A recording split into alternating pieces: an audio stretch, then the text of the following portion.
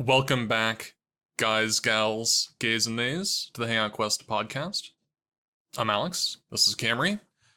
I'm Camry. It has been another Genshin week. This is just it. Sometimes I pretend like we're going to talk about something other than Genshin, but but the Natland, its thing has happened. So we're, 5.0 is coming out. If this was the week that we didn't talk about Genshin, I would revolt. Right. Yeah. We had the 5.0 live stream yesterday, so it was pretty great. I liked the live stream. It was cool. Did you like the new trailer for it that they showed? A little more character action. Yeah, we had Cheska in it. Mm-hmm. I was upset not to see either of the people that were like, we currently have our eyes out for is it Sitlali? Sitlali, whatever and, we want. And the girl that looks like Dia. Yeah, and the Dia neither of them were really in the trailer at all. Yeah, I don't think that they were. I think that the Dia wannabe might have shown a picture of her, but I don't think that she was really. I don't know if she's going to be in the game yet. It really focused on the Shark Girl and the free 4-star Geo character and Kanich, the Pixel Dragon boy. Yep. I like the Pixel Dragon. Yeah. I'm not going to pull for Kanich. But yeah, I think that this trailer or like this live stream made me like Kanich more than the last one. I'm a little more down for it. He seemed a little bit more cool in this one than the last one. Like, I didn't think he was very cool from the first teaser thing, but like I liked the initial trailer and I liked him in the in that like super stylized thing that they had like toward the end. I don't know if you saw that, but the animation, that was cool. Yeah, I did. I didn't like him when the program opened with Flappy Bird. Yeah. I was not excited about that, and I hope they don't make that a mini game. Yeah, I think that they're trying stuff out there. Like, I kind of liked the ZZZ like announcement program had like old timey commercials on a TV before the thing happened, and that was kind of fun. So I feel like they're just trying some stuff like that, which is cool. Yeah, that's fine. I like them trying. If it's just aesthetics, I'm in. Yeah. Because the production value on the whole thing was actually like quite, like I was thinking about it during the thing. Like the production value is pretty great. They had those little animations on the guys all the time, and the backgrounds have always been good, but the backgrounds were good. There was a good like checklist of like they did a lot. Like it's cool. It's obviously a $1 billion company, and that's like how I want it to feel. I want it to feel like it's a $1 billion company, which it is. So that's cool. Yeah, it definitely felt high budget, high effort. I appreciated that. I also just like so that I don't forget about it. I want to talk about something real quick here up front. It really like it's weird. On like a personal level, whenever they try to get on a personal level with us in these events, because DaWei is up there talking about how, it's a journey. I'm really glad everyone gets to go on it. And it's like, I don't know. I feel like this time, they went pretty hard with it. Like we're trying to listen to player feedback, and like if our players are upset, then we've made a mistake. And it's like they're trying to be really self-aware up there and like get on like get on our good side. Like, we know we've been making mistakes in the past, and we're trying to make up for that, like kind of stuff, like kind of language. And it's like it really almost worked on me. Like I was like, you know what, like I'm really glad that like at least they're trying, at least they're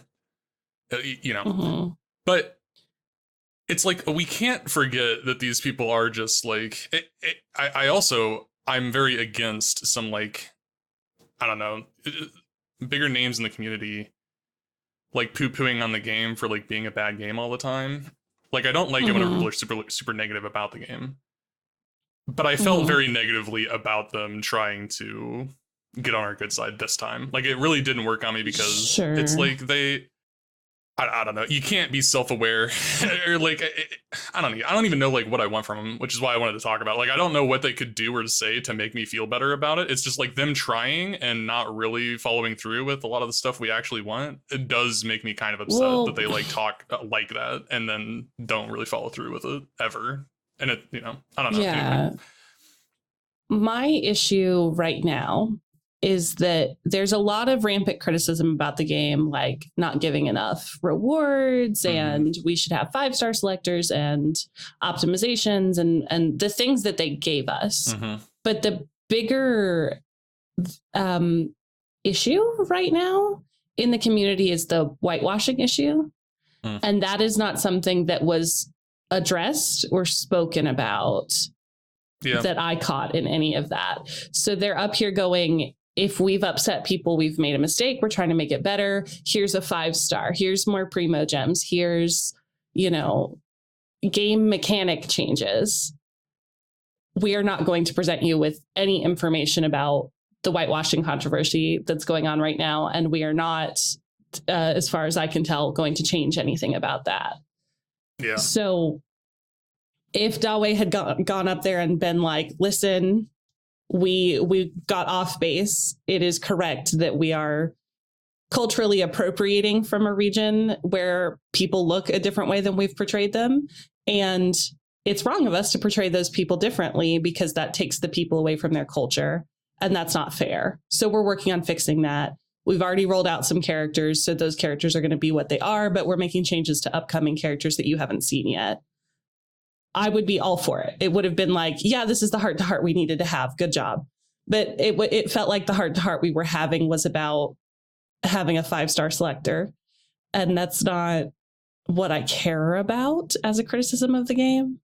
That's fair. And yeah, I mean, that is kind of like, there's a lot of, there's a lot of things that they just don't, that they're just not going to address or, stuff like that. I don't know, that they definitely don't care about that one, but, right. Which is crazy. But like DaWei crying about not taking input, and then the input that he's taking is about rewards in the game. It just felt really dissonant for me. And I don't want to be the kind of person that is like, they can never do enough, like I don't want to, and that's what I'm like, I am negative about the people that are always negative about the game, but, I just wanted to, I just felt like they laid it on pretty thick this time with the, we hear you, we're self-aware, we know that like, that we've been slow on some stuff and we're ignoring some other stuff. And, like that's fine and all. I just don't want to like,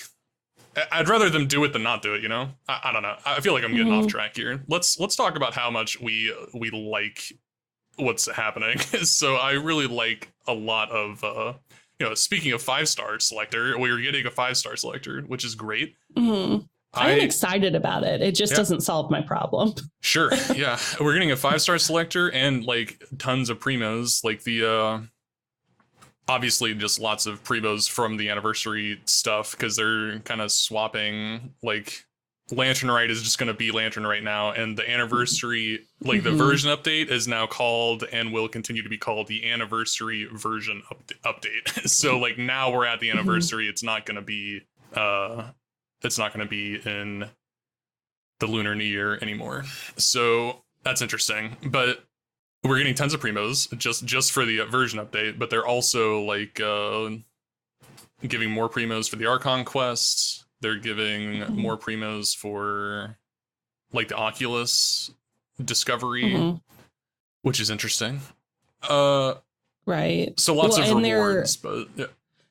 They're ungating the stamina because you could only gain stamina in Mondstadt and Liyue, and I have not maxed Liyue, so I don't have my max stamina. Yeah, same. Because I hate exploring in Liyue so much. Yeah, my stamina is real low. Your stamina is probably higher than mine because I didn't do Mondstadt even. Yeah, I maxed Mondstadt, so mine's higher, but yeah, which is terrible. That I'm right there with you. I've been playing without max stamina. I feel like a lot of players did. That's why they changed it. So.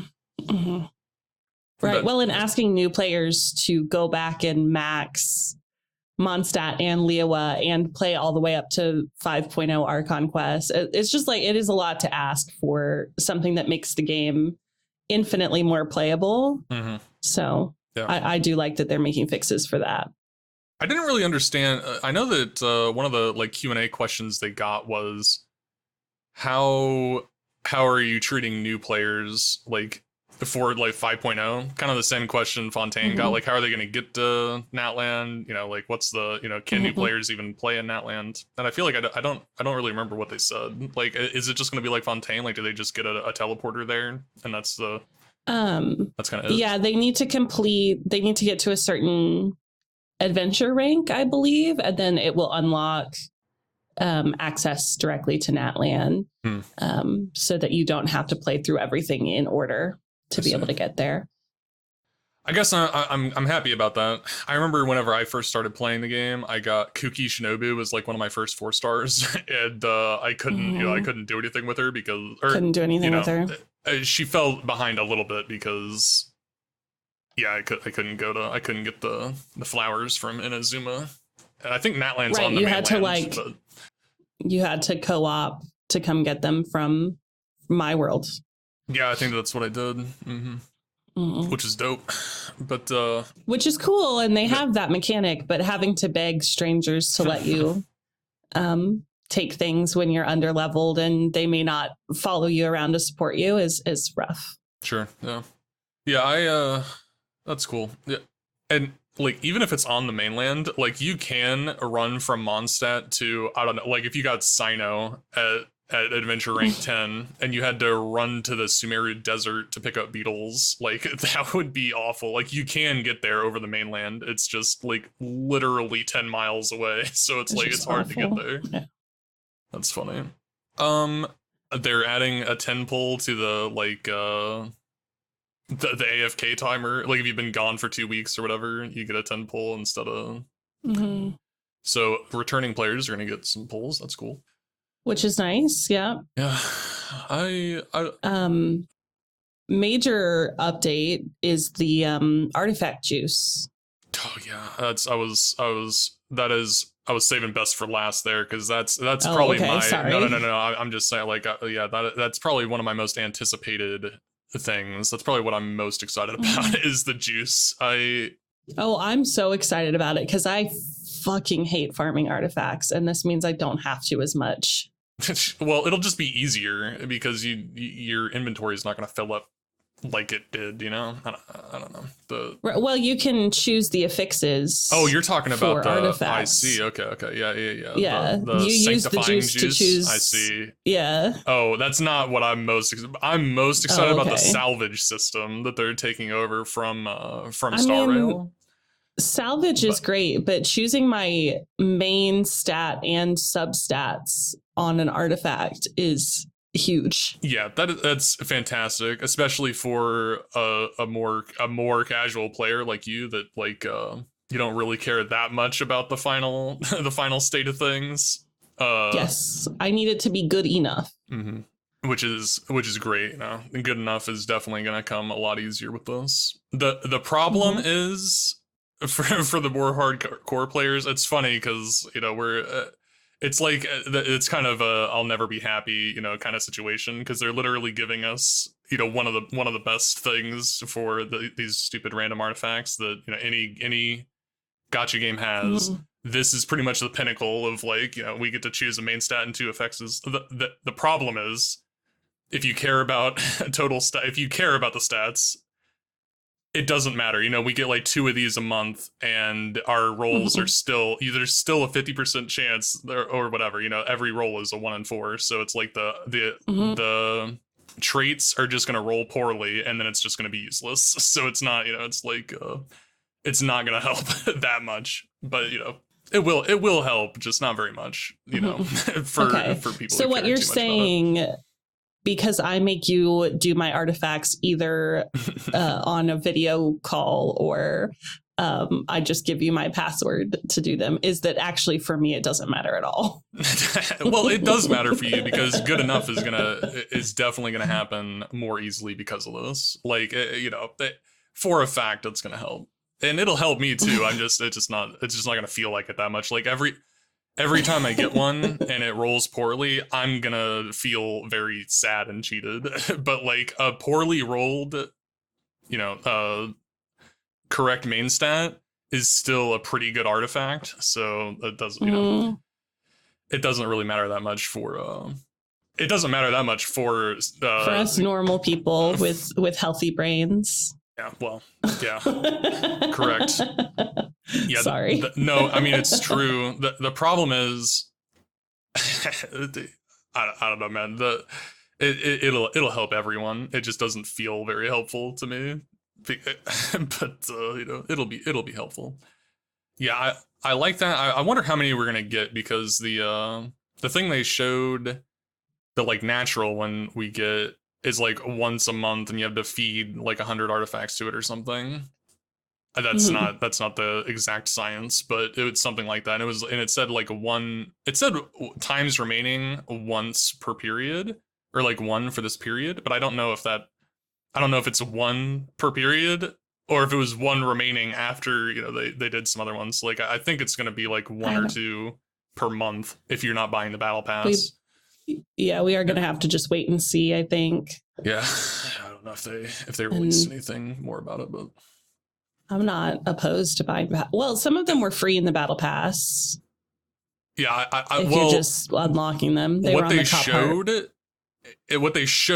on the screen, the ones on the battle pass were in the paid thing, but I'm sure that there's at least one in the free version, because people. Oh, they showed one in the free part. Oh, that's good. Yeah. I'm pretty hyped about it. No loadouts yet. So that's, that's something.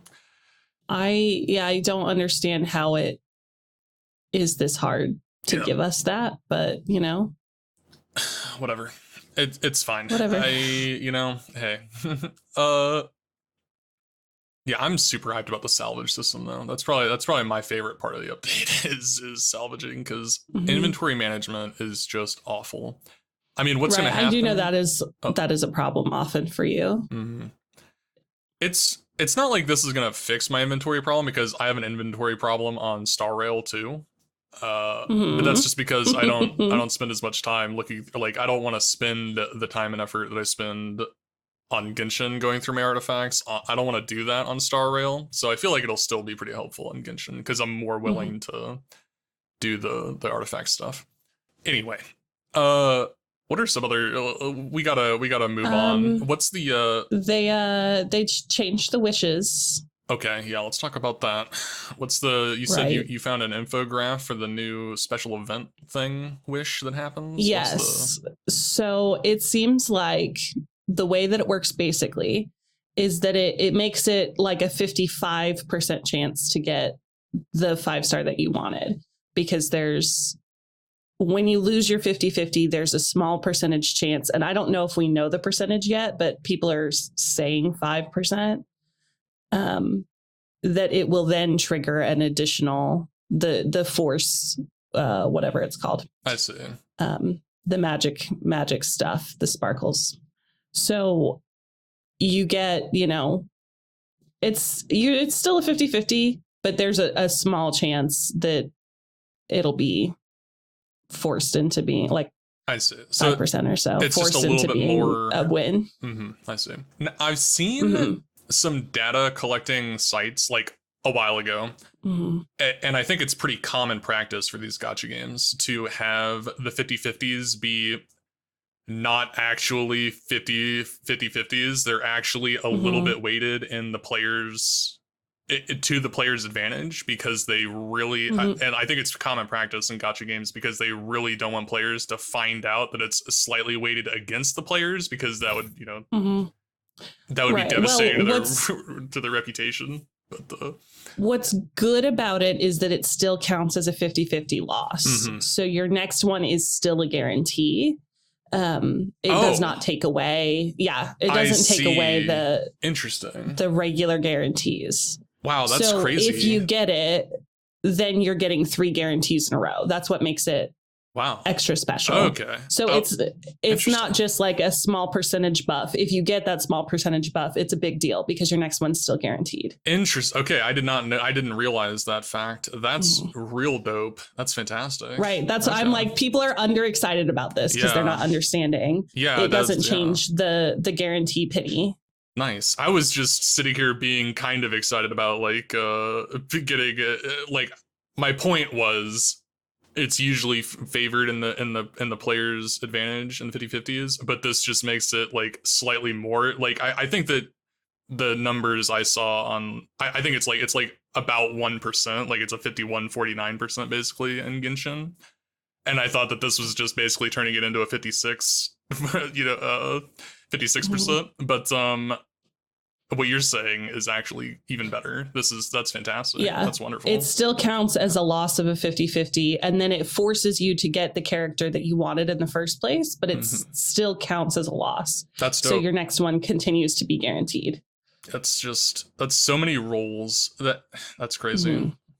One of the things that I was thinking about, like the free 5-star stuff that has happened, I think about it I think of these things in terms of how many free roles you get. So like if they like Doctor Ratio, for example, being given to Star Rail players is kind of the equivalent of giving them like 150 wishes or something. They had to spend them on one character, but that's kind of what it is because it's like, I don't know, it's a free, it's an event character that they got, which to do that sometimes takes about 150 wishes. And it's like the, free 5-star selector in Genshin is a little different because it's standard characters. But that's still like 75 pick the wishes. Standard character. Yeah. Yeah. And you get to pick them is that's the cool thing. And that was the same thing with Dr. Ratio. Like it's a bunch of wishes. It's kind of the equivalent to a bunch of wishes, but you do get they're like you had to get a certain character. And that's cool. It's kind of like that. This is kind of like 75 or 150 wishes. I don't know. Like 5% chance. Every time you roll or every time you get a 5-star, there's like a 5% chance you just get like 10x your primo gems, which is pretty cool. That's fun. Which is cool. They did not do the thing that both Star Rail and Triple Z have, which is the selector after 300 wishes on the standard banner. Oh, yeah.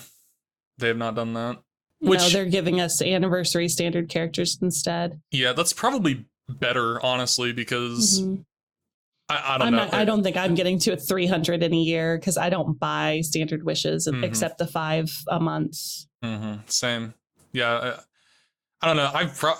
We have probably done 300 standard wishes, but like, I know I haven't done 300 standard wishes in Star Rail yet, and I've been playing for since launch. But other people have though, so I missed some stuff. I've been playing on and off. I think I have once. I think I got to select. I think I got to select somebody off the selector once. Oh, have you gotten 300? Because I feel like you started recently. I don't know. Maybe that's a lie. I don't know. I don't know. And I don't know. Like you do more events than I do, so I do a lot of events. Anyway, so that's really exciting. You're right. People are not excited enough about that. This is big news because that's fantastic. That's wonderful. And they changed the weapon banner as well. The 1 fate point now instead of 2, which that'll help. That's a lot of wishes being saved on signature weapons, so that's cool. It's probably still a trap for most situations, but it's probably still a trap. But I'm so much more comfortable doing it because I know when I was wishing for Navia's standard signature weapon, I was scared out of my mind of how many wishes I might have to spend to get it. You got really lucky. Like you wouldn't have gotten it. You went to 0 on Navia whenever she came out, and you got. Well, I wouldn't have gotten her additional constellation. I got to get another copy of Navia because I was lucky on the weapon banner. Okay, yeah, because it really can. I mean, it can take 210 wishes from you. So that's the it's crazy. And now it'll only take 100 whatever 100. I don't know math. Right. Well, now it's like the same as the character banners, right? Or I think so. The same as the character banners.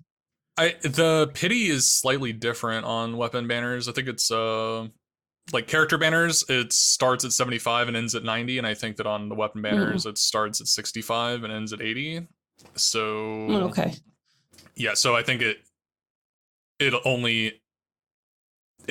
the same as character banner, except for it's the pity's slightly earlier. So instead of a max of 180 wishes, it's a max of 160 on the weapon banner.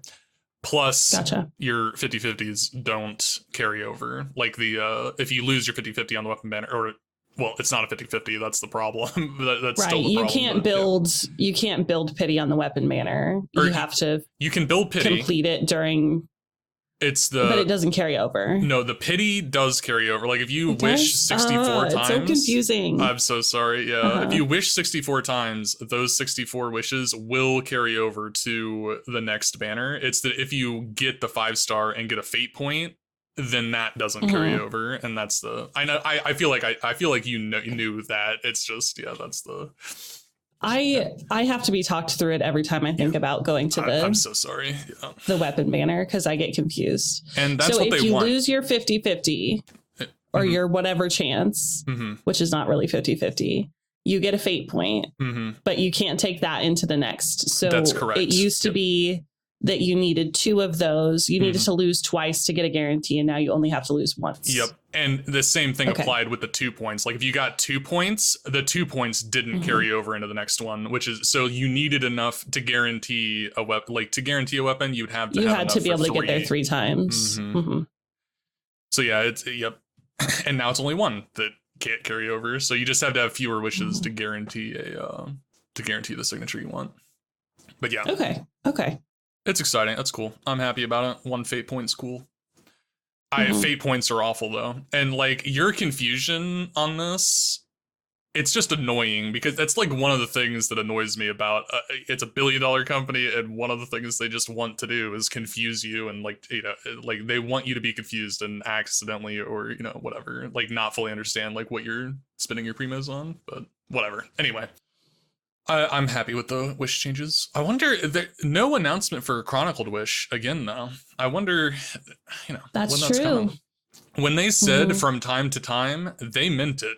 The Chronicled Wish is coming around from time to time. That's when they feel like it. Probably when they have a dry patch. I guess, yeah. I don't know. That's crazy. New sets are going into the strong box. I'm happy about that. That's right. That's true. What are we getting? Hunters, a whole bunch. And Deepwood, Gilded Dreams, Desert Pavilion Chronicle, Paradise Lost, Nymph Dream, Varu Kasha's Glow, the Hunters and the Golden Troop. Okay. I don't know enough about this. Oh yeah, that's fun. Yeah, so it's basically the rest of the Sumeru artifacts, and then also the Hunter, or the Hunter, the early Fontaine, the Hunter set, which is crazy. The Hunter set is crazy. That's great. Yeah, it is. It's so good, and it's really cool because this is not typical behavior. They don't. Typically they wouldn't have put in this Fontaine set, which is cool. I'm glad to see it. I don't know if this really affects my artifact farming regiment, but I'll probably strongbox a lot more Gilded Dream stuff. I'm a big Gilded Dream believer, so because Gilded Dreams, you're a Hunter and a Gilded Dream believer. Yeah, I'll probably continue to farm the Hunter domain and then strongbox Gilded Dreams instead of Emblem, which is what I typically do. I typically strongbox Emblem and Blizzard Strayer for my Ayaka. And that's kind of what I go back and forth between Emblem and Blizzard Strayer, and now I'll probably just go back and forth between those 2 plus Gilded Dreams. So plus Gilded Dreams. So you'll just have a new one to box. Yeah, Gilded Dreams is very universal, kind of like the Hunter. The Hunter set is very universal if you have Farina. If you have Farina, we are Farina enjoyers around here, so it's very useful. I don't have 3 Farinas. Yeah, that's the problem, which is why we need another universal set like Gilded Dreams. So we need another universal set. We also need a 4-star equivalent to Farina so that I can have, in the same way that I have Yelan and Xingqiu, I want to have Farina and, someone similar. Xingqiu, Farina at home. Sitlali, maybe. I don't know. But maybe. I don't know if Sitlali is going to be a 4-star. We need a 4-star equivalent or just another 5-star that does the same thing. I don't know. Right. We need somebody who can do a similar mechanic so that we can use that mechanic. Yeah. I'm excited about the Strongbox change, though. Or, the sets being added. It's cool. Mm-hmm. Yeah, I think it is cool. Also, they're doing the tracking the forageables on the map a little bit better. Mm-hmm. Yeah, that'll be which dope. is nice, so that I don't have to use the interactive map because I hate doing that. Yeah, I think that it truly is going to change to be like I'm gonna be pretty happy with they have characters that show the local specialty like on the minimap. Like it's gonna be so good to take a character with that passive and just go to one of the blue circles and just do that's gonna be just find pretty them. Good. Yeah, that's gonna be a pretty good way to do it. I'm excited.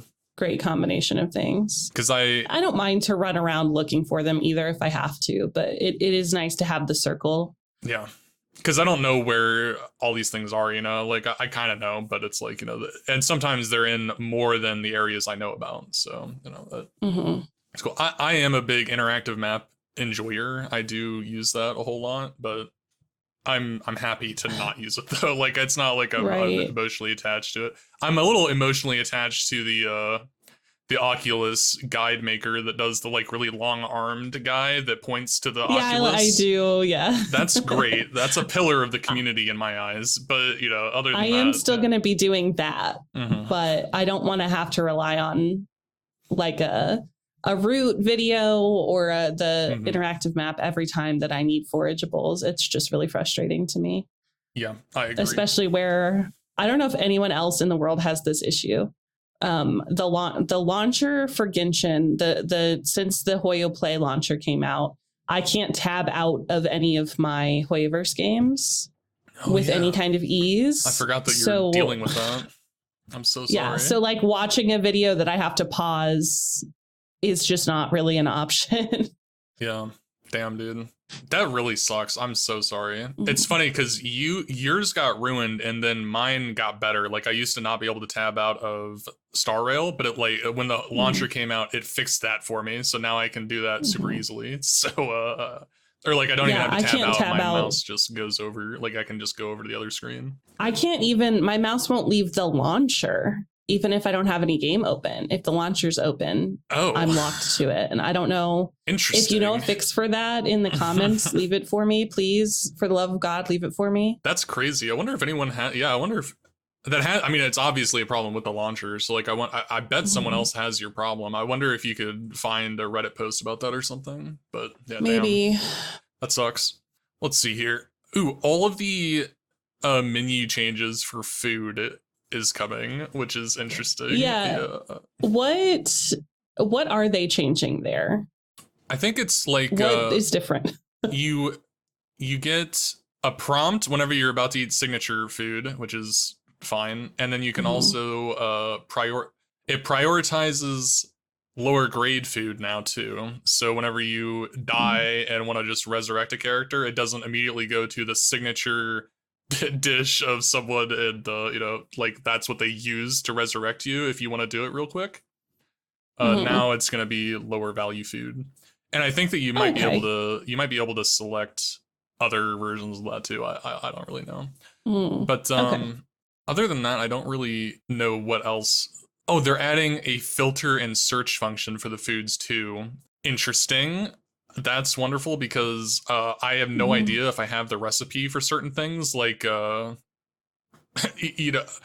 do on occasion want to go make a signature dish for someone. I'll one day I'll just be like, oh, you know what? I'm really, I want to go make a signature dish for someone. Let me think. I haven't done this for Shinha in a while, and then I don't know what Shinha's signature dish is. So I go onto the wiki, I find out what her signature dish is, and then I don't know if I have that recipe. Like, this is a thing that has happened before, and it's like now I'll be able to go search for that recipe and see if I have it, which is cool. Okay, yeah, nice. For the 10 people that have thought that thought. Anyway, it's more than 10. They're adding it for a reason. Yeah, I guess so. Yeah. Yeah. And then they're putting on the screen where you make condensed resin how many you currently have, which is nice. Because I feel like cool. every time I'm just like, can I make 5? No. Can I make 4? No. Can I make 3? Yes. Okay, perfect. Yeah. I'd gotten into the habit. You can click on the it doesn't matter anymore, but you could click on the resin, and the fun fact is you can see like how many you own of things whenever you click on it, and it's like that's what I always did. I just don't do that. Yeah, that's fair. I'm glad they're adding it to the menu. It's easier. It just doesn't, I knew the tech, so they're doing some other optimizes for forging and for weapons. I don't care about very much. Yeah. The weeklies are going to be a little bit easier or something. It doesn't matter. It used to take me 10 seconds. Now it'll take 5. The long quest warning. Yep, that's wonderful. I feel like this is directly from my feedback because I've told them many times how frustrated I am with walking into a really long quest and not knowing it. Yeah, I bet this is Fallout from like 4.2 I bet that just is what it is. Yeah, I bet freaking everyone, whale. Yeah, everyone we got Kingdom Hearts so bad. It has been so long since I've been so trapped. I'm so sorry. Yeah, I'm not a Kingdom Hearts knower. I don't know what you're talking about. It just famously, as you approach the end of the game, it just keeps ending for like 4 hours. Oh, I see. There's there's cutscenes that you want to watch, and there's dialogue, and then there's some fights in there that you don't know are coming up. It's just like at a certain point you pass the threshold of no return and you are trapped. And I've accidentally pulled more than one overnight, like all-nighter. Wow. Amazing. To finish it. That's fun. It's not, though. I like to sleep. They're updating our friends list display page so that you can have 12 characters instead of 8. That's cool. Okay, sure. I'll like that. I like going down the list of multiplayer thing and like seeing people's showcases. I do that on occasions. That's fun. I think that does mean what website is it where your showcase character is? It the Akasha? The Akasha, yeah. That's you can have a look at how well built your characters are if they're on your showcase. Yeah. For those uninitiated like me earlier this year. I wonder if that's gonna like crash the Akasha terminal, like because it is just gonna have like a third more volume than it currently does, just like overnight. So I wonder, if that's gonna cause problems for them or not. That is kind of funny. Yeah, I don't know.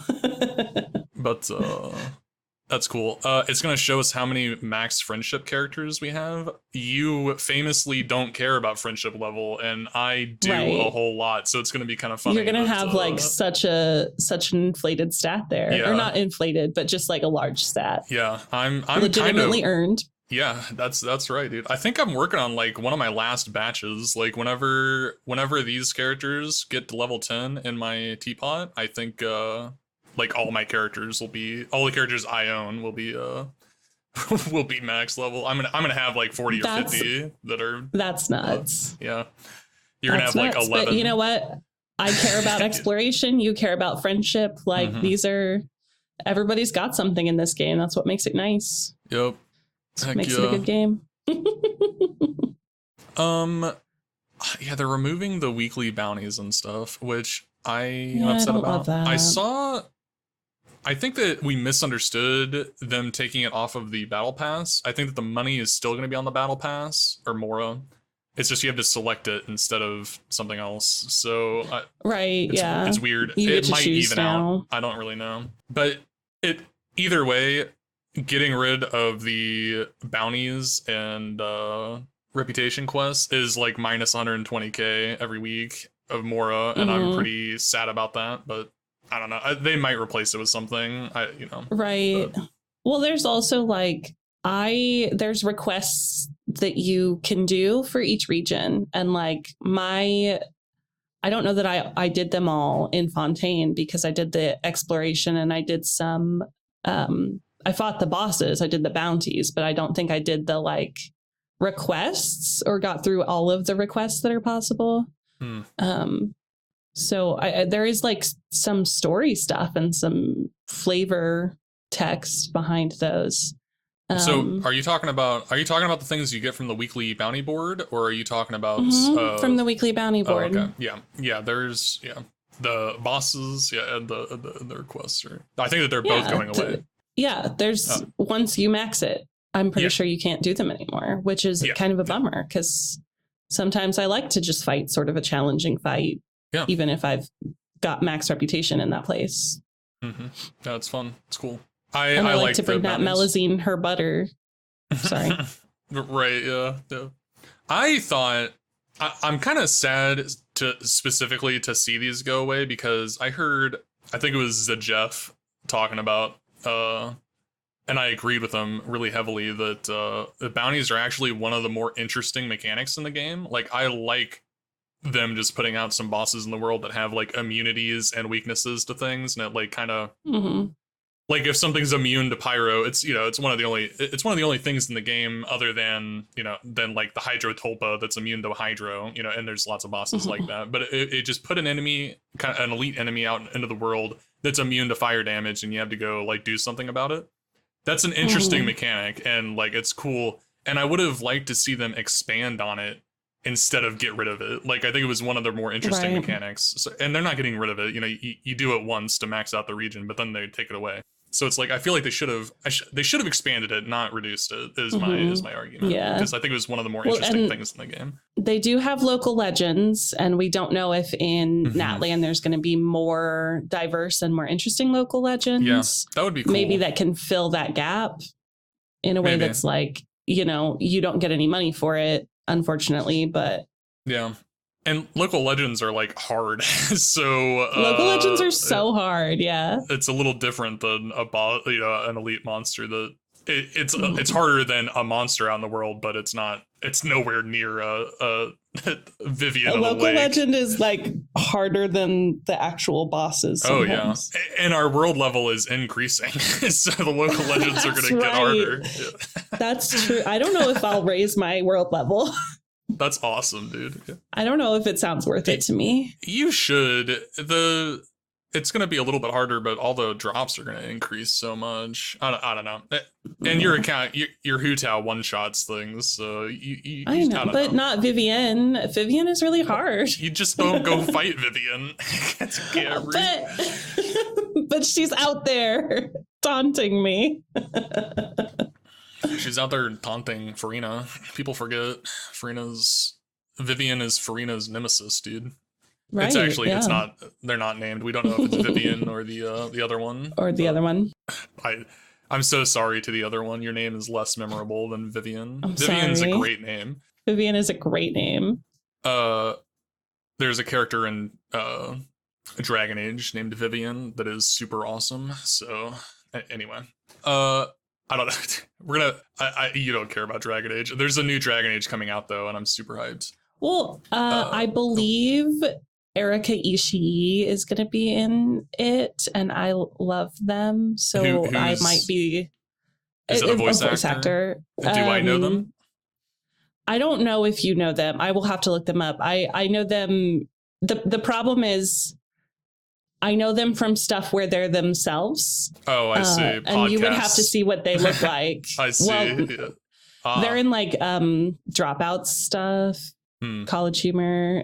I see. We could talk about this later, but yeah. Okay. Sorry. I could maybe be tempted to watch it on the strength of Ayaka Ishii alone, as long as that is the dragon thing I'm thinking of that they're going to be in. Yeah, you'll have to watch me play it a little bit. I guess that's kind of it for the updates, at least. I don't know. How do you feel about the characters? I'm not super excited about the initial 3 that were coming out that they're coming out with.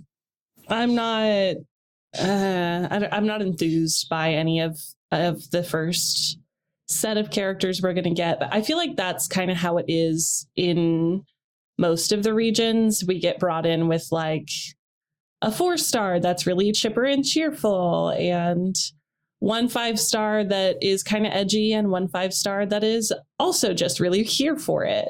I don't know. I'm waiting to get it in a little more to the characters that I think are going to be more interesting. But I really like Fontaine's first 5 stars. You know, Fontaine's first 5 stars were fun. Yes, I liked them. 4-star, but you know, I liked them. And Fontaine was different, but it's like, you know, I'm thinking of Sumeru. They're like, here's Kale. This is your entry point into the story.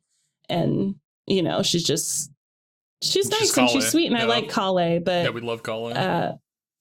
I don't know. I just like already have so many chipper, cheerful, happy Genshin cast members that that's fair. I'm looking for something different. Yeah, I am as well. I'm not really here for, and also I'm just not excited for the the chibi character. It's just not my thing. Yeah, and then not for me. And she's actually a literal child as her character. So it's just not going to be very appealing.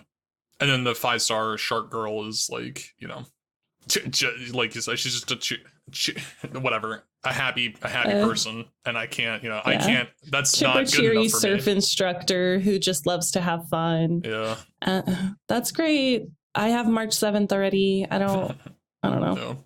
Yeah, it's just not going to be, probably not going to be pulling for them. I don't know. They could win me over, I guess. It just kind of depends on what the story is going to be. I might end up liking them. I'm going to be able to save all my primos in 5.0, and that's good for me. Yeah, I'm also going to save my primos, I think. It's Kazuha and Raiden are the reruns coming. So skip Kazuha, don't need him. And then, I don't know, I like Raiden. I kind of want a Raiden. You do like Raiden. Just because she's Yaimiko's person. So I want, I want to pull Raiden for my Yaimiko, but I don't know, I'm sitting on a guarantee that's meant for Venti, and I know Venti's coming, so that's that's just how it is. Yeah, I understand that.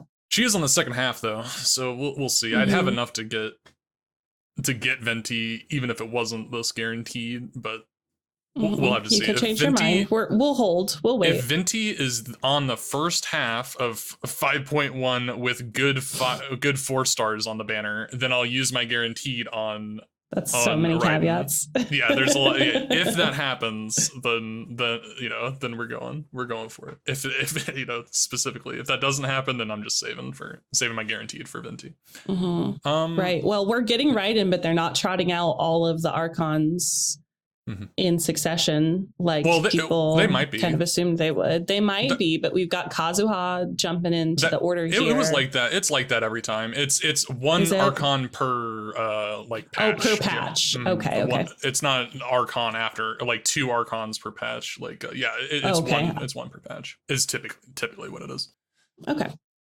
So yeah, Venti might be next, but it might be Zhongli too. So we don't really know what order it's gonna.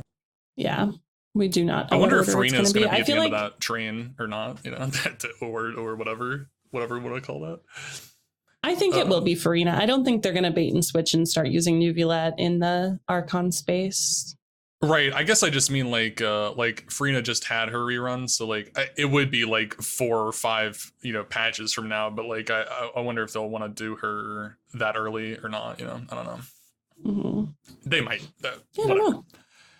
Anyway, yeah, we're so skip Kazuha. that's how it is. Okay.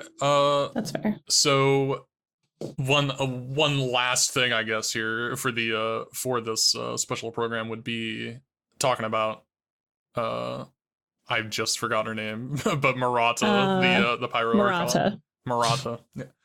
And we got to give a quick mention to Dottore. Or Capitano. Or Capitano. Yeah. Sorry. No, it's all good. Yeah. What? Capitano. and her fight. I wanted to ask you what. Yeah. In the special program, they said it's too much of a spoiler to say more, but he probably doesn't get heat stroke because of something about him. Do we think that they're implying that he is cryo, or like what? Yeah, I don't really know. I noticed that as well, and I don't really know because it's like I think we know he's cryo. I think we've seen his vision before. I might be completely wrong about that. I might be thinking of fan art or something, but I think. Sorry, I just had a thought because Natlan is like they're talking about resurrection all the time. Is he dead? Yeah. That might be an even better. That could be interesting. Because you're right. Because they did just like kind of talk about that, and it didn't really lead anywhere. I feel like the staying alive because of the fires thing. Yeah, it was kind of vague and not very. Yeah, that's an interesting thing. That's until the final battle, right? Yeah. You can resurrect until the final. Maybe he's dead. That's an interesting theory. I like it. I mean, that would be kind of cool. It makes sense. Is Chi-Chi really strong, or am I misremembering that? I don't. I believe she maybe is. She's maybe. I don't know. I might just be conflating. A lot of people in Liyue are really strong, so I don't. Like Shinha, but like I don't know. Maybe if Chi-Chi is really strong, then that would add up to being that's just my add-on to your theory, because I think Capitano is supposed to be the strongest Fatui Harbinger, so that might be. And he wears a mask, and you can't see his face. Yeah. He's a ghost or a zombie or something. Right. Yeah. I think you're onto something, because that would be a better thing to not spoil than him just simply having a cryo vision. Vision. Yeah. That's an interesting point. I like where your head's at there. Yeah, and I like Capitano. I think he looks cool. I've had these little pet theories that have absolutely not panned out many a time. So we'll see. Hey, it's fine. That's good. At least you're engaged with the material. That's the fun part.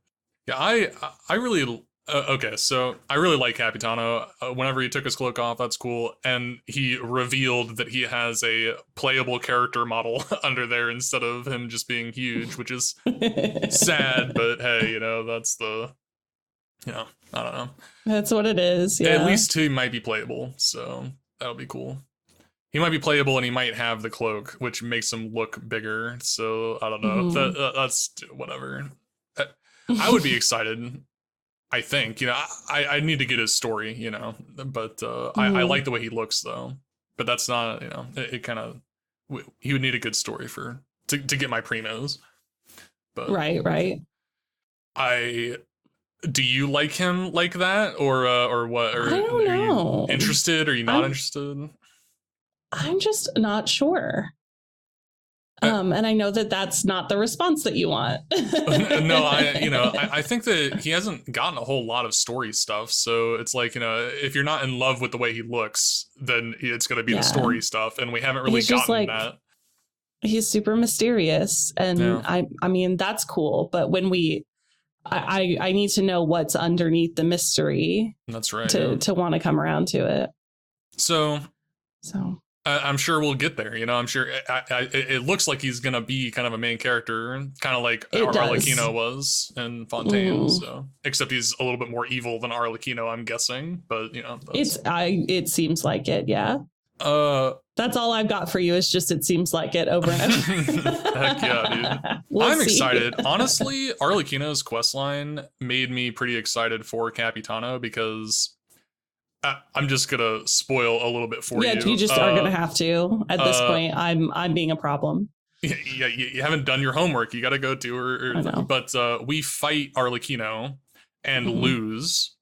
Like we're not strong enough to beat her, and she just decides to not kill everybody. And she's supposed to be, not as strong as Capitano. So it's like that's an interesting thing to think about, because she's going to be fighting, or he is going to be fighting it looks like Murata in the maybe just in the tournament or something. I don't know if they're if they're going all out. Like I don't know if they're trying to kill each other or what there, but like they fought in the trailer, or it seems like they're gonna fight a little bit. Yes, and I'm wondering how strong she's gonna be in comparison to other Archons, because she is the god of war or whatever, and it's like I don't know how self-actualized she is compared to the other Archons. Yeah, I don't know, because it seems like Natlan is all about reaching your high. It's like self-actualization specifically when it comes to combat abilities. Yeah. So it's like maybe everything else too, but as far as we know right now, combat. Yeah, at least specifically combat, and then probably other stuff. But like because that's that's going to be the morality part of all this. But it's just interesting. I really like the cool fighty Archons. Like I like thinking about Zhongli Prime, and I like Raiden and Raiden's sister. Like they do come up with really cool characters for the cool combat Archon stuff. And I wonder, I don't know what happened to the last Pyro Archon, but I'm pretty sure that this Pyro Archon is pretty new. I think that they might have died in the Archon Wars or something. Like they say like Rex might have killed her or something. So I don't know, but what? I'm sorry. Yeah. What? They definitely say the new Pyro Archon when they're talking about her at some point. Yeah. So she's probably 500 or whatever. Like she probably died. Or Archon Wars were like thousands of years ago. That's the like 3,000 year range. Yes, it's the fall of Conria that happened 500 years ago.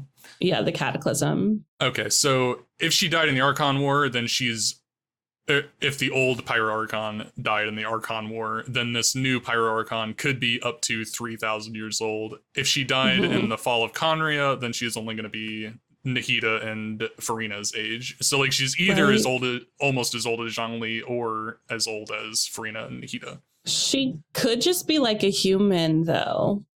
Yeah, maybe. That's just like imbued with the flame power, because it sort of seems like they have this big ass tournament every year to decide who the greatest warriors are, and I wonder if like that's also how the Archon she just wins chosen. Every year, and that's the it's just her beating up on noobs, so she stays the strongest. Damn, I don't know. I don't know. That's a funny theory, but and it's like there's something funky going on with the pyro.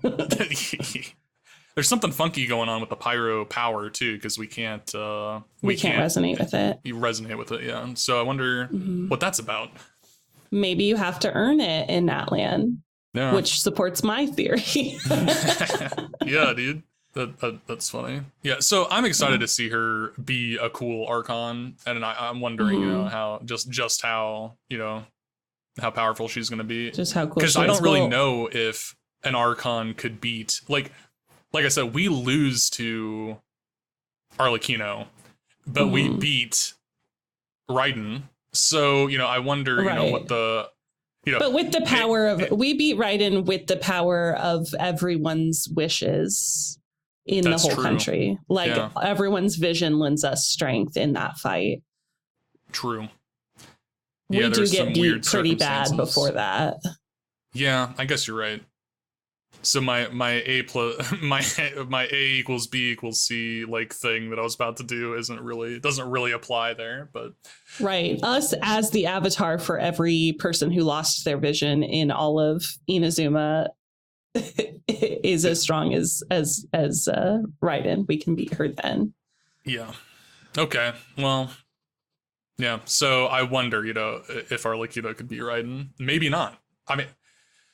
I'm sorry, I forget all the time. Is it Raiden that cut the island in half, or was it her sister? I believe it to have been her sister. Okay. Because, Arlecchino can do some crazy shit, but I don't know if she can cut an island in half. But no, Raiden the one that we have, was the fighter. She did most of the cool battle stuff. Her sister died in one fight, but I think it was the fight at the Cataclysm. Yeah, it was definitely the fight at the Cataclysm. I just couldn't remember if it was her sister that killed the sea monster before that, or if A did it before or after that. No, I don't know. May or her sister Makoto was the face Archon, and she was the one that did all of the like governing, but I was the right, and I, not me, was the warrior one. So she would go fight all of the big battles, pretending to be her sister. Interesting.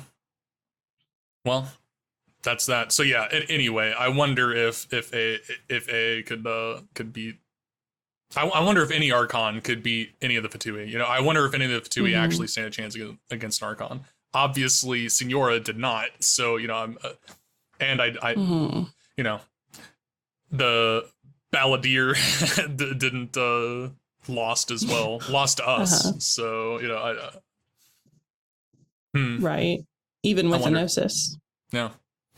Right. Little Nahida ripped his heart out, figuratively and literally.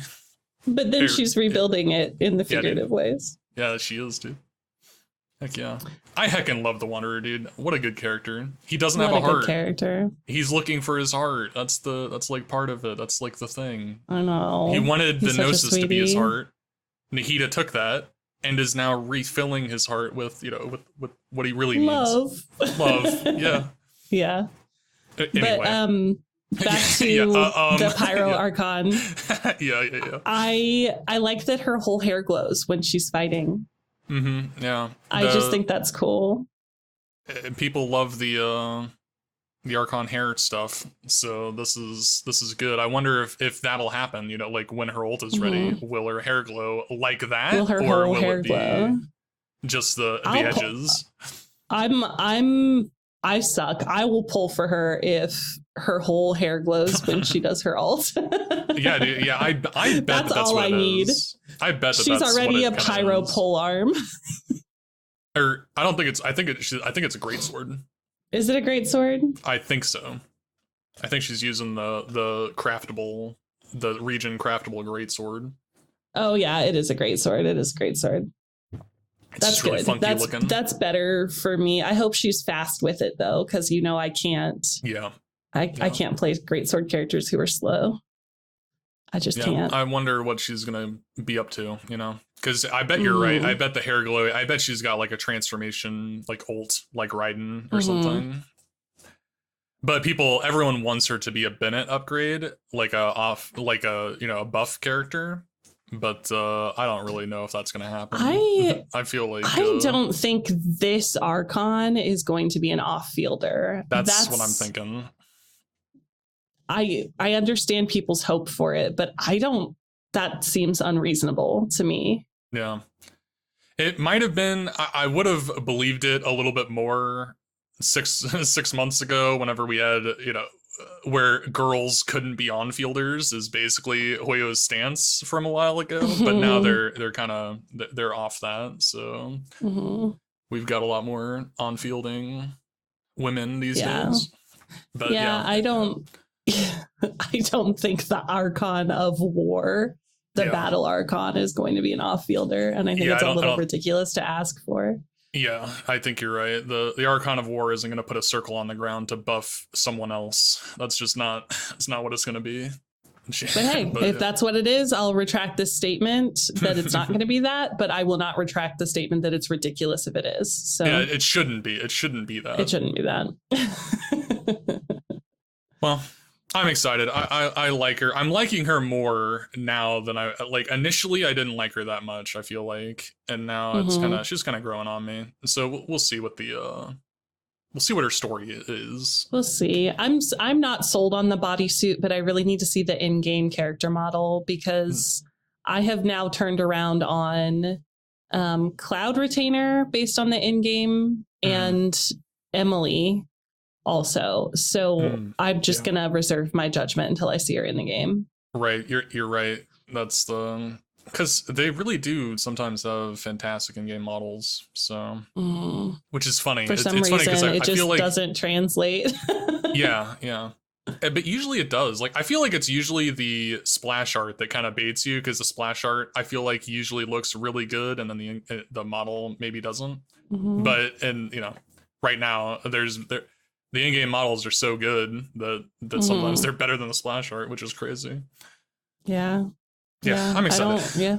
It'll be dope. I'm ready. I'm ready for it. It's coming continue. Sorry. Just on the in-game models versus the splash art. I think the in-game model artists have gotten so good at the fabric thing that's what's really doing it for me, where the fabrics look so much better in the game than you think they're going to look on the splash art. Yeah. So, maybe they have handled leather and it looks incredible, and I'll hold out. I'll wait. Yeah, that's a good point. Yeah, yeah, they really have really done it. All right. I guess anything else you want to talk about from the trailer or the event, or do you want to move on? I don't think so. I do think actually I just came up with one. I think the different tribe system looks like it's going to be interesting, where you need to spend time with each tribe to progress the story and get sort of separate reputation with each one. I'm really interested to see how that's going to go. Yeah, I'm kind of excited about it too. I love, houses, Game of Thrones houses to, or whatever, Harry Potter houses, whatever you want to, the factions are fun. I like picking a team. I feel like they kind of they went for that in Sumeru with the schools, but they just didn't play into it enough. They didn't. Yeah. They tried. Like the Inner Darshan event was cool when it had all the separate pictures and stuff. That was fun, but it was little too late kind of situation. Yeah. Yeah. It seems like Natlan is taking that, and that's the whole thing. It's like a collective of tribes. It's not like a unified nation in the same way that the others are. Which is cool. Which I really like. Yeah. It's not a monolith. And so we'll get lots of different experiences within the same nation, and I think that's going to be really fun. Yeah, and I'm excited for characters. I love being on a team and being I don't know, whatever, an avid fan, a patriot for your team. There's a word I'm looking for here, but so I'm excited about characters that are super into their tribe. That'll be fun. I'll like the characters that are like, my tribe's the best, and it's because of these reasons. And and they all have a mascot. Do they? Well, yeah, they all have their animal friend. There's the rock guy and the water guy, the little green cutie. The house sigils are their little gotcha. They all pick one of the cute animals that we're excited about. We haven't talked about the dinosaurs, dude. The dinosaurs are cool. Yes, the long neck dinosaurs. I'm so excited about the long neck dinosaurs. If that's somebody's house animal, then that's the house that I'm gonna be. Heck yeah, joining. Wonderful. There's just no way around it. Heck yeah. The long necks. Yeah, that's fun. Yes, that's cool. The long neck dinosaurs. I'm so excited about it. I'm unreasonably hyped about the cute dinosaurs. Wonderful.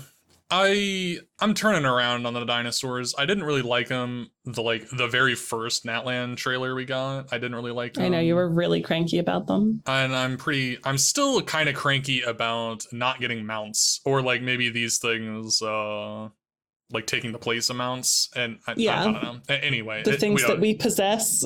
yeah. I don't know how I feel about it.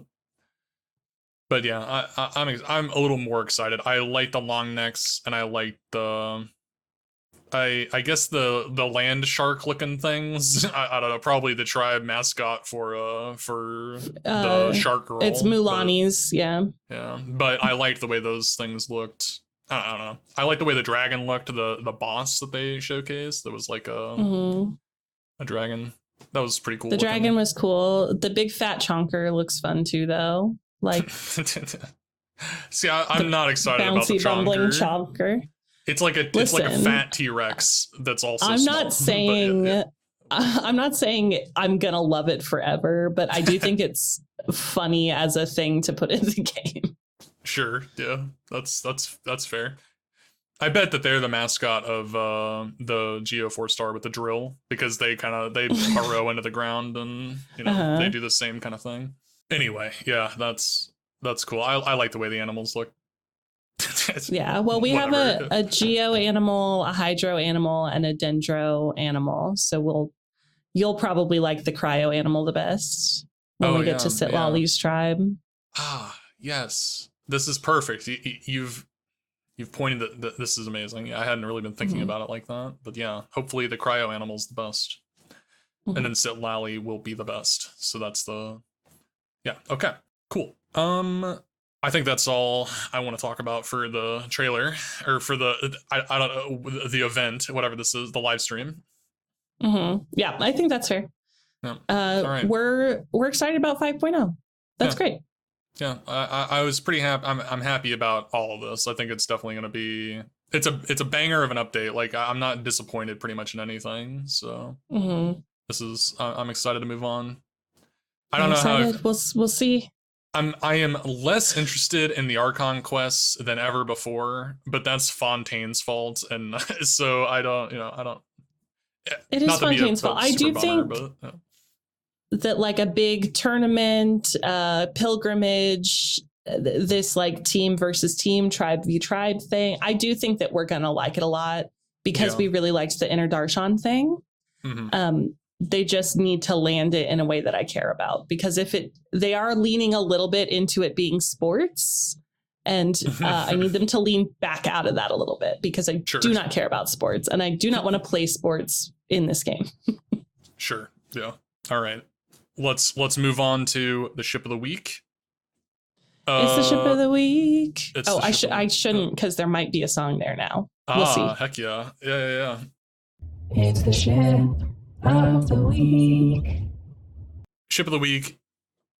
Our focus this week is going to be on Ayaka, the the princess of Inazuma, or queen of Inazuma, whatever you want to, hey, what we have to, because Logitech, because they're going to have that collab next month. Heck yeah, dude. So it ties back into 5.0. Heck yeah, dude. Yeah, that's what I was thinking about. Yep. I'm excited about the collab. I probably will try to pick up something from that, and it'll probably be Ayaka themed. I'm guessing that there's going to be a lot of different characters involved, but I'm personally hoping that there's also other characters, because I would like to get something Navia or Hutao, but if it's all Ayaka, then I give my blessing. I just won't get anything. Yeah, tragically. You're an Ayaka enjoyer, just not. She's just. I'm an enjoyer, but not so much that I would want it to be on my desk. I don't know. My love of Ayaka kind of varies. It's basically like, if she shows up, she's my favorite character, and it's like, yeah, I'm really glad she's here, but like on any given day, it's like, I'm not thinking about Ayaka that much. It's just I mean, she is one of my favorite characters, but it's like, it's kind of a what have you done for me lately kind of situation with her. I love Ayaka. Anyway,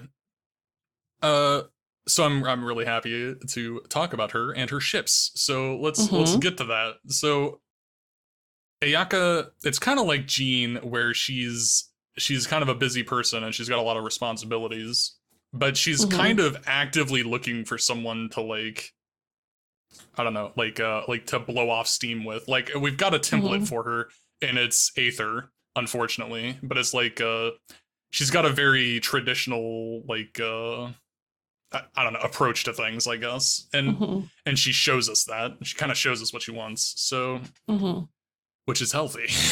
but anyway, I'm sorry. I'm Aether is the one everyone like is kind of the default ship, so we need to shoot that down immediately. Immediately. Yeah, immediately. Get him out of immediately. With a prejudice. Yep. Unfortunately, she does. They kind of have a lot of content, though. Like, I know she's kind of an Aether simp, and that's okay. Well, let's make it Lumine instead of Aether, because Lumine's better. Aether sucks. Sorry, hey, Aether that's mains. Just how it is. I'm not very sorry. That's you did this to yourself, Aether mains. I like Lumine more, but I am anti-Traveler these days. That's just kind of how it is, dude.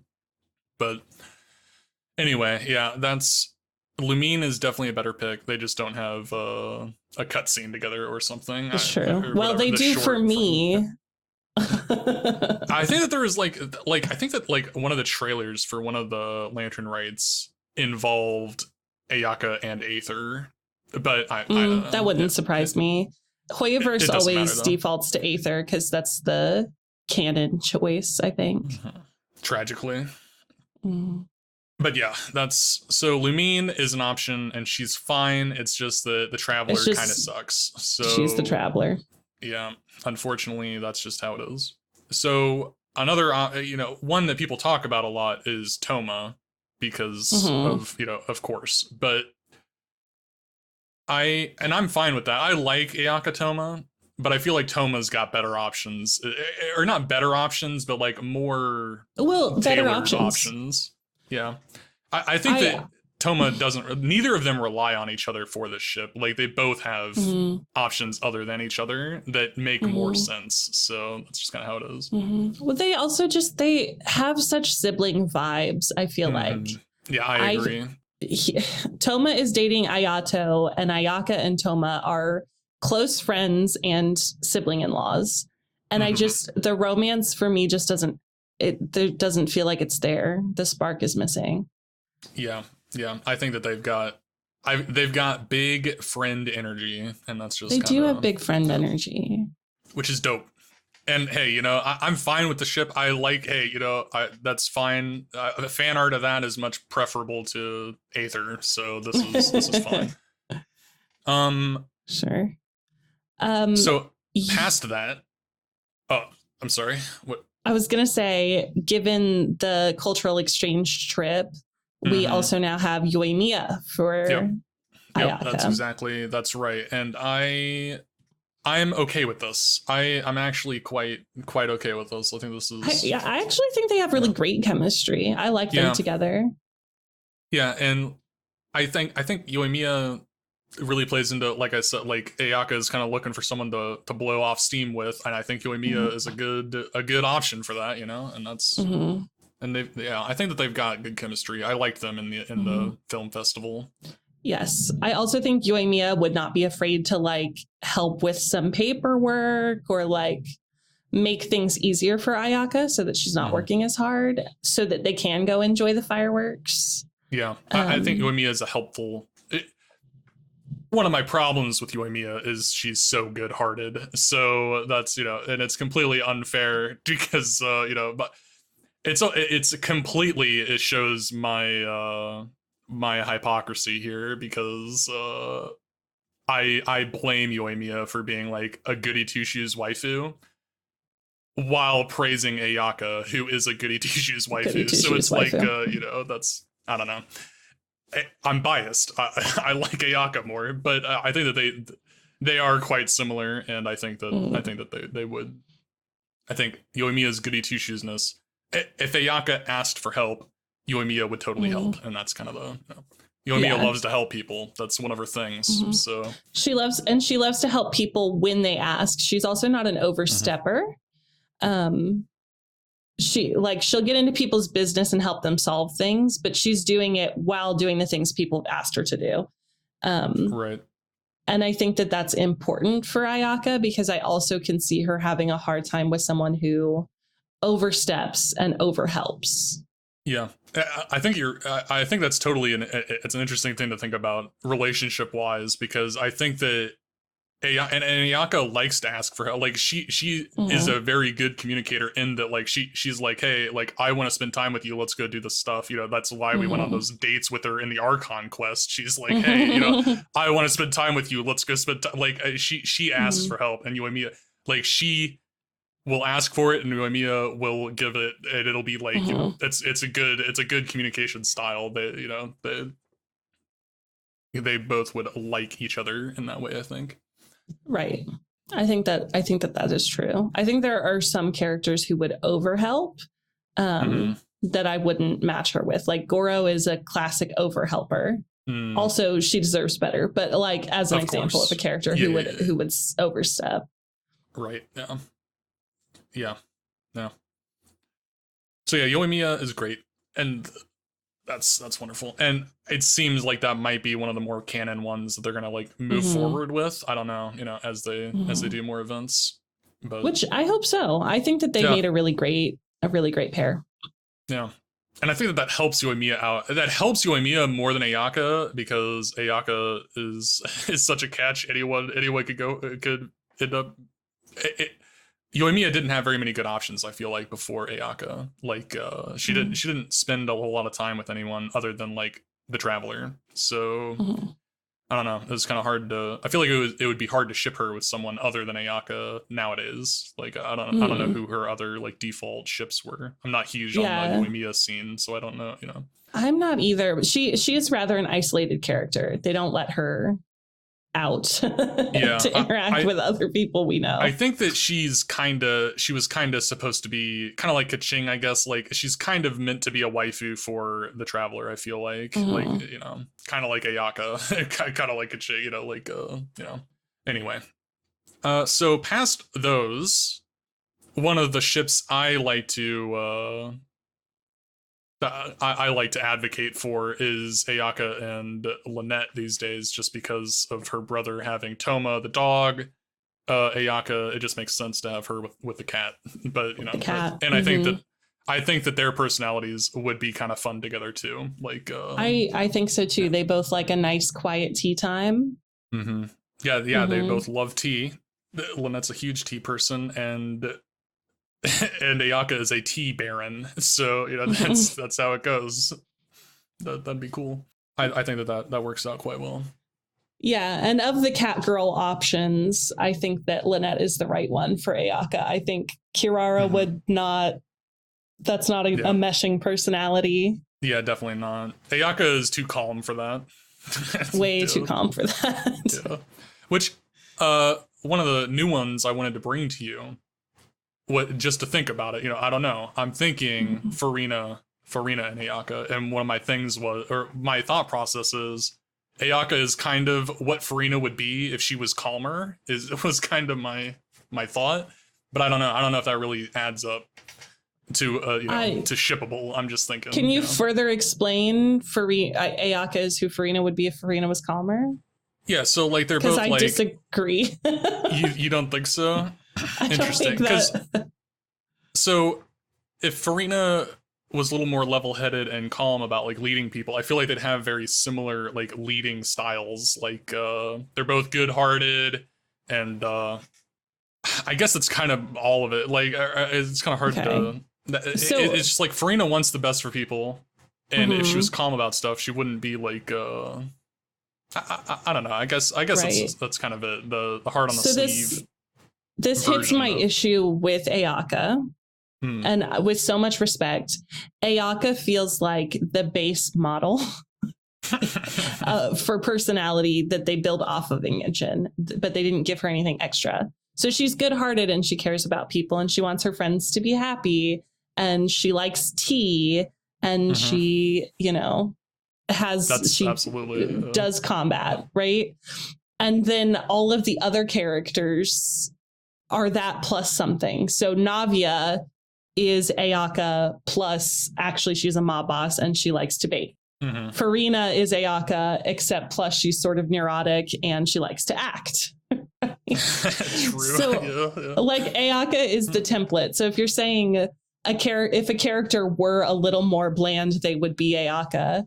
Unfortunately, that is most Genshin women. I see what you're saying. Especially the ones in charge. Interesting. Yeah. Funky. Ayaka is Ningguang if Ningguang wasn't greedy, Yeah. I guess you're right. Dang. Yeah, because I've got no rebuttal. No, I know that I'm a huge hypocrite, and I know that like Ayaka is kind of a generic waifu. It's just that kind of she definitely just is a generic waifu, but I feel like it's a good version of it. I don't know. I love Ayaka. That's the problem. But I'm not. I'm not yucking your yum. Vanilla is a great flavor. She's she's vanilla, and everyone else is an ice cream sundae. Yeah, I see what you're saying, and I see the rebuttal on the Farina thing. That being said, I think Farina, it would be beneficial for Farina to have a good-hearted waifu around. That's, I don't know. I agree with that. I think Farina deserves someone who would love her and care about her. Mm-hmm. But I don't know. I don't know if Ayaka feels like it for me. Ayaka is busy, and I think the speed at which she goes is a little slow for Farina. Like the dates that we go on with Ayaka it's not enough drama for Farina, I feel. Yeah, that's fair. Farina's definitely she likes to have she likes I don't know. She's like she wants big fun. She wants an exciting time of some kind. Yeah. Which, I mean, maybe that would help out Ayaka. Ayaka is kind of a stick in the mud sometimes, and it's like, maybe she needs a dramatic actor around. But yeah, I just feel like someone a little more in the middle. Like Yoimiya is a better middle place, because Yoimiya likes excitement, but she also can find excitement in mundane things. And I think Farina craves excitement, and the mundane nature of everything is not very appealing to her, because for so long she has been in a very mundane box of playing this part and holding the tea parties, and she doesn't get the excitement that she wants. That's fair. All right. So not Farina. Not Farina. I'm sorry. Lynette.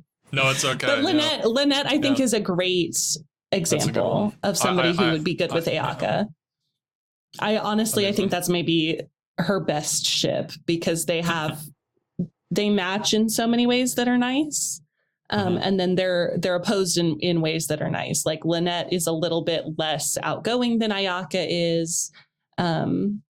She's a little bit more melancholy than Ayaka is, but she is more comfortable with the excitement. She can, hold her own in a magic show. I think that they would both add something really valuable to the other's life. Yeah, I agree.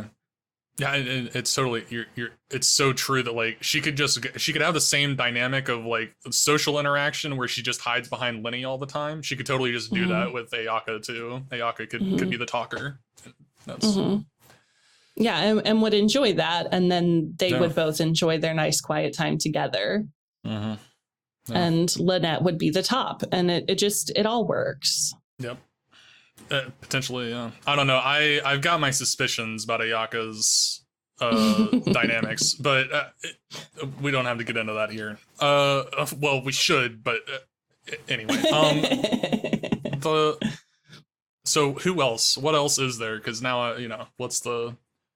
Are there any other next time she goes on a mission to do a film festival in Sumeru, what kind of Sumeru people could be with Ayaka, you think? With Ayaka.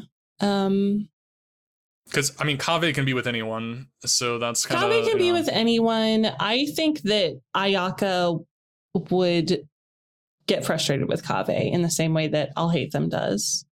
And I'm not sure I can... why I feel that way. But I think she would just be so busy, and he's also so busy, and he's such a fatalist.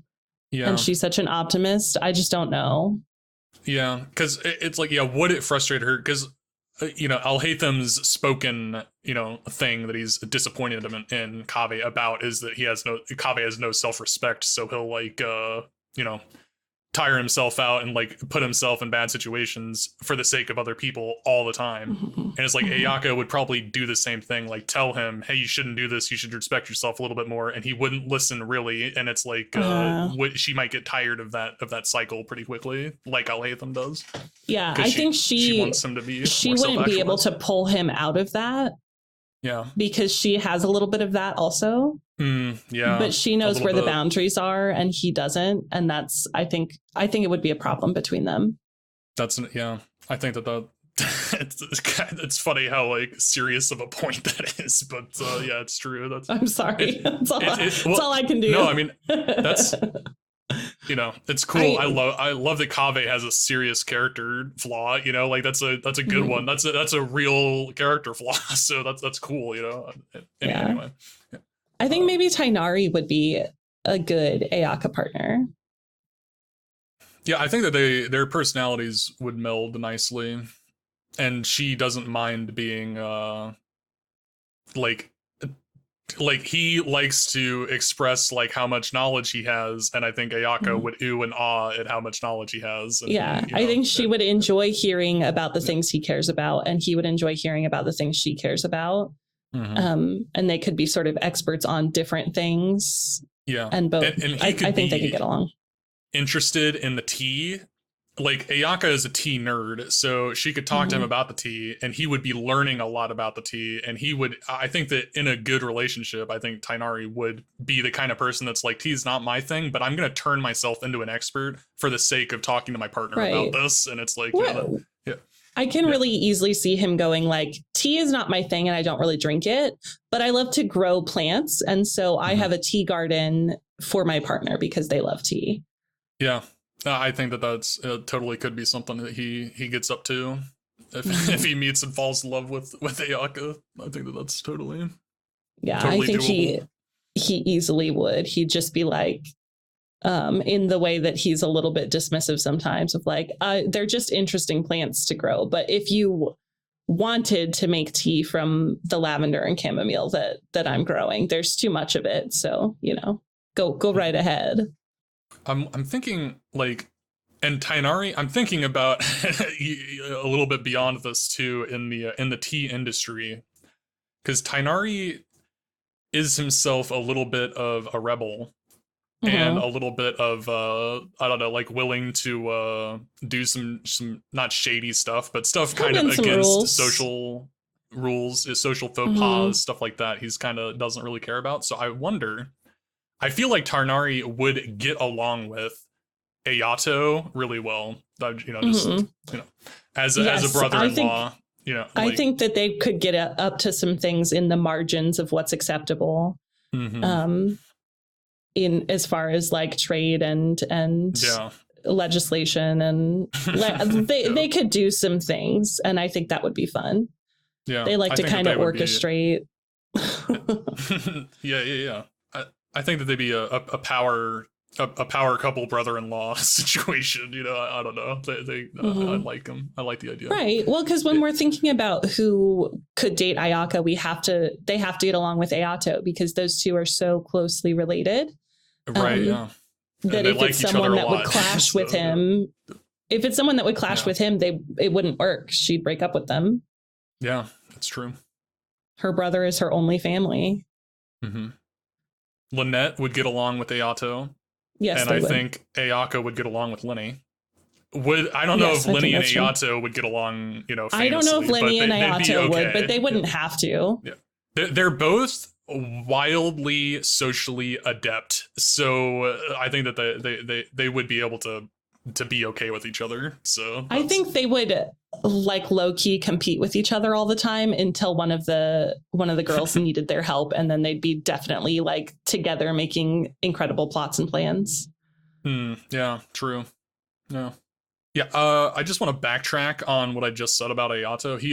He is socially adept, like he's good at socializing, but he doesn't like it very much, which is quite different than right, which Lenny. Is why he'll prefer Lynette to Lenny, but I think he and Lenny would have a really fun and interesting brother-in-law dynamic where they sort of don't like each other that much, but actually they really care about each other a lot. Yeah. That's kind of funny because I think that's pretty much spot on. They wouldn't really like each other. Yeah, I don't know why I said that. I said that he was socially adept because he is pretty good at socializing. It's just that he hates it kind of the same way Lynette does. Like he wants to hide behind Ayaka famously. Ayaka's the face of the family, and he's the one that actually like does the stuff. Kind of similar to Lynette and Lenny. So it's like Right. Well, and when we're talking about people picking a partner that's right for them, oftentimes it's someone who's pretty similar to your favorite family member. It's the person whose dynamic you're comfy with, you get along with. Yeah, amazing. I think Lynette is the right answer. I know we normally appreciate this. Yeah. We normally come out with several possibles, but I think Lynette is the most correct answer. I think it's a good ship, you know. That's the which is the point. That's the point of all this is to go out and find a good one. Oh, that's the point. Yeah. I want to eventually maybe talk about ships with characters outside of Genshin, like we've got Ayaka here. What pop culture character could we ship her with? Kind of like the ridiculous comparison segment we had the other week, but a ridiculous shipping segment or something like, you know. The possibilities are too broad. I don't know. The possibilities would be quite broad. I don't know. Yeah. You're just going to have me every week going, Zuko from from Last Airbender deserves someone who loves him. Hey, man. That'd be good. That would be my pet ship. I would just every time be like, but they don't work with Zuko, so give me someone else. Yeah. To be fair, Zuko is a very shippable person, kind of like Toma. You know, I don't know. Like I think he is, or Kabe Zuko is and what I meant to say. Toma are uncomfortably similar for how different they are. So yeah, I think what I'm saying is Zuko and Ayaka would be a pretty good ship. I feel like, but anyway. Anyway, I think that about Zuko does it. and Nilu would be better. Yeah, dude. Yeah. I mean,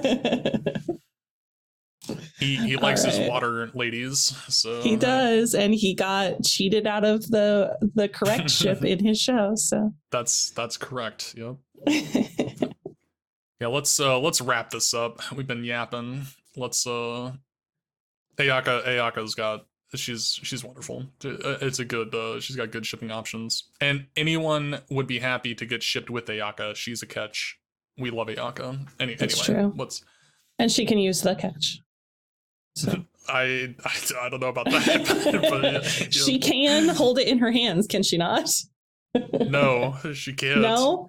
Wait, is it not a regular sword? No, the catch is a spear. Oh, my bad. Never mind. You hate fishing. She cannot use the catch. No, I don't. Yeah. I refuse to catch the catch, so I just always believe that it's a sword. But that's fine. Nope. It's a polearm. Oops. Nice. Yeah. Okay. Do you have a final thought? Yeah, my final thoughts. I'm excited about 5.0.